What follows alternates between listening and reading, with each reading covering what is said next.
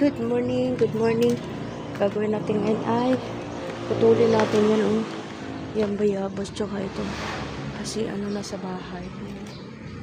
So, gagawin natin yan is Operation Putol. Kita niyo yan. Ito lang bayabas.